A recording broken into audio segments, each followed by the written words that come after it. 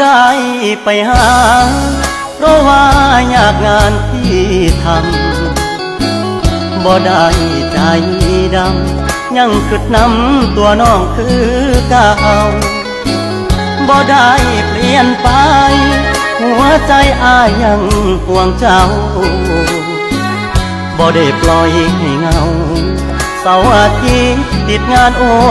ทีได้แต่โทรหาน้องคงจะไม่ว่ากันบ่เคยเปลี่ยนพันสัญญาหักมันคนดีบ่ได้กลับมีกิน